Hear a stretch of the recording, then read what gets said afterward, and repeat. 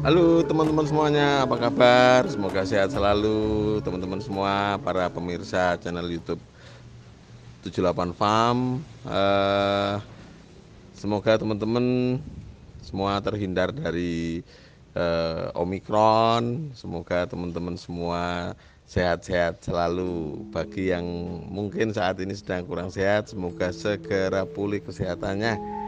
Oke teman-teman, tetap jaga prokes ya. Sambil nonton video tetap jaga prokes. Sambil ngarit tetap jaga prokes gitu ya. Oke teman-teman, pada video kali ini saya mau ngulang materi mengenai pakan fermentasi dan silase teman-teman, karena masih banyak yang bingung, masih banyak yang belum pas mengenai pemahaman dasarnya teman-teman. Nah, pakan fermentasi atau pakan silase itu adalah metode penyimpanan pakan teman-teman. Jadi ketika teman-teman mempunyai bahan pakan yang banyak dan berlimpah, itu kemudian disimpan dengan cara difermentasi ataupun disilase. Nah, simpel yang mana? Simpel yang silase. Karena kalau silase itu peralatan yang dibutuhkan hanya bahan yang mau diolah, kemudian wadah kedap udara, bisa plastik, bisa drum biru, bisa kolam silo, kemudian penutupnya teman-teman, penutup supaya memastikan tidak ada udara yang masuk ataupun keluar. Jadi prosesnya diawetkan. Kalau fermentasi bagaimana?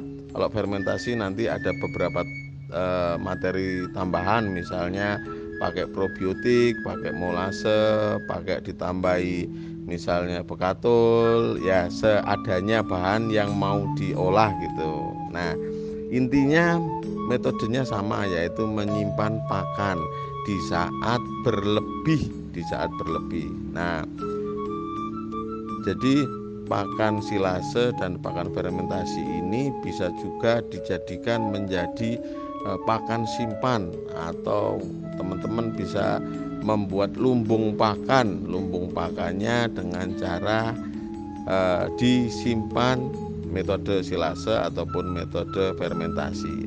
Nah, sebelum ke sebelum lebih jauh, kita pahami dulu dasar-dasarnya teman-teman ya. Dasar-dasarnya adalah bahan apa saja sih yang bagus untuk diolah menjadi pakan fermentasi, pakan silase untuk kambing, domba, sapi gitu. Nah, bahan yang bagus adalah bahan-bahan yang kandungan nutrisinya tinggi. Itu yang bagus. Misalnya kalau rumput, ya rumput budidaya, ada pakcong, odot, gama umami, sansibar, rumput gajah gitu. Rumput lapangan pun bisa.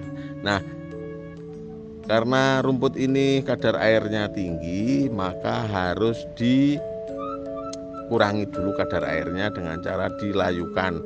Posisinya jangan sebelum proses pelayuannya jangan ditumpuk ya teman-teman. Kalau ditumpuk nanti panas terus gosong gitu.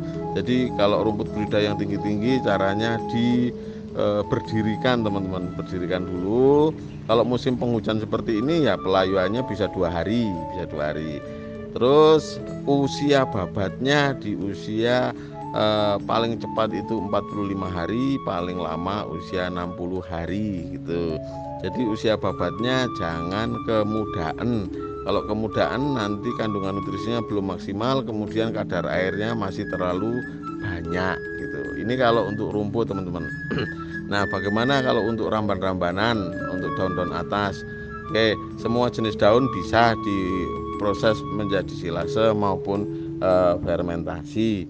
Nah, hanya saja teman-teman, karena pengen hasil yang maksimal, maka yang diolah pun harus yang kadar nutrisinya tinggi.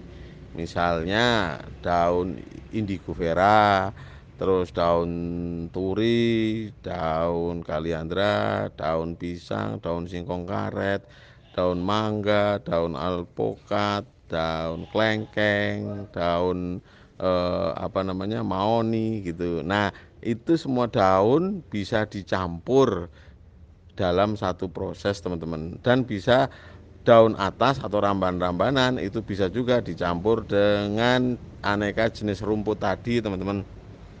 Nah, gunakan bahan-bahan yang ini ya, bahan-bahan yang kandungan nutrisinya baik ya teman-teman, supaya hasilnya juga baik.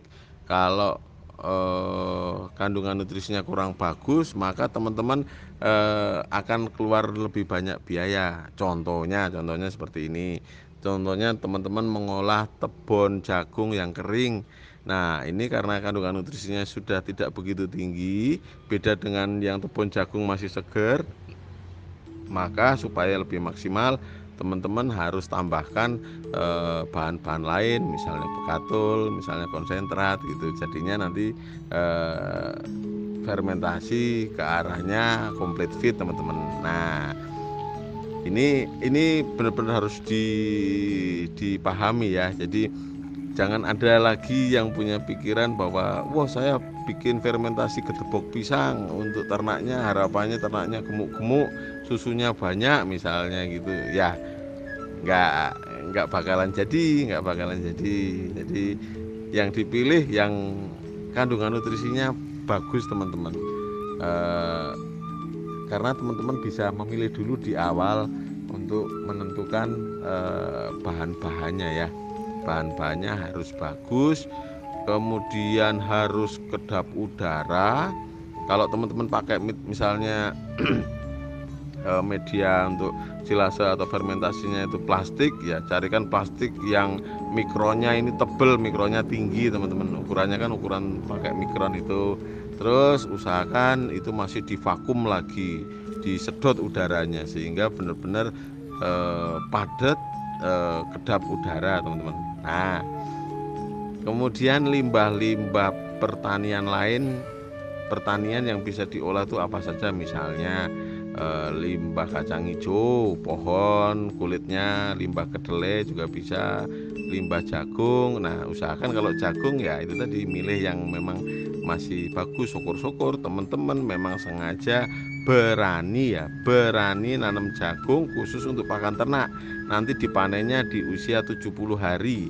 Dipanennya ketika batang daunnya masih segar, berikut jagungnya sedang puncak-puncaknya kadar gulanya, itu usia 70 sampai 72 hari. Nah, ini hasilnya pasti bagus teman-teman.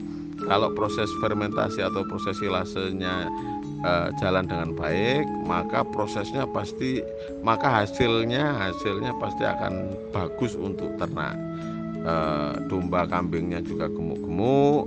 Kalau dikasihkan ke kambing perah pun susunya juga banyak gitu. Nah, ini kalau teman-teman belum punya bahan-bahan yang mau diolah, dan teman-teman tidak punya pandangan untuk limbah-limbah sekitar yang bisa dimanfaatkan, teman-teman jangan lakukan fermentasi atau silase dulu, tapi ciptakanlah dulu sumber-sumber bahan yang mau diolah dengan cara menanam gitu.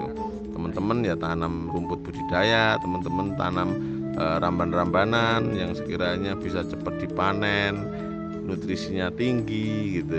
Nah, nanti pemberiannya kepada ternak monggo tergantung pola makan di farmnya teman-teman, di kandangnya teman-teman masing-masing. Ada yang pembeliannya 2 kali, ada yang pemberiannya 3 kali, ada yang 4 kali, monggo silakan.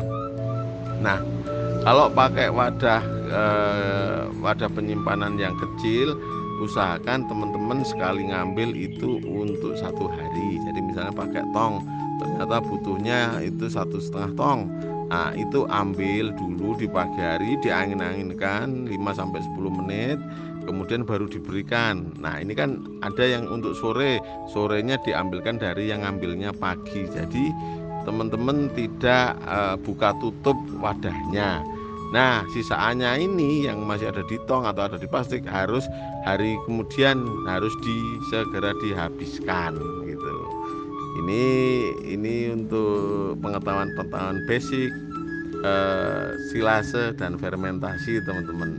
Jadi harus tahu dulu basicnya, baru teman-teman action. Nah, tidak perlu pakai obat-obatan yang dadak bengek, pakai yang natural saja pun sudah bisa dan sudah bagus hasilnya. Dengan catatan bahan yang diolah ini memang bagus ya teman-teman. Bahan yang diolah ini bukan bahan yang sifatnya asal-asalan, misalnya pakai daun pisang kering gitu, atau misalnya pakai daun jati segar aja. Doyan sih doyan, cuma tingkat kedoyanannya kalah dengan daun nangka misalnya gitu. Jadi nanti teman-teman milih bahannya dulu, milih bahannya supaya nanti kambing dombanya doyan makanya rakus dan hasilnya memang menambah berat badan ataupun menambah volume susunya harian yang diperah gitu. Kalau untuk cempe pun harapannya cempenya tumbuh dengan baik.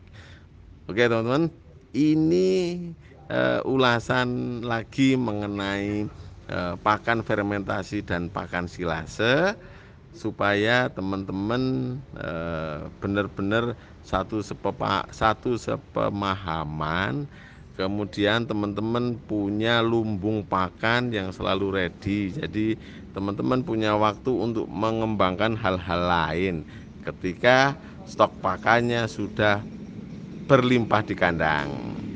Oke teman-teman, terima kasih sudah berkenan menyaksikan video ini, semoga bermanfaat. Bagi yang belum subscribe silahkan subscribe, bagi yang sudah subscribe terima kasih. Semoga apa yang kami sampaikan bermanfaat untuk teman-teman semuanya. Terima kasih teman-teman, nantikan kami di video-video selanjutnya. Terima kasih.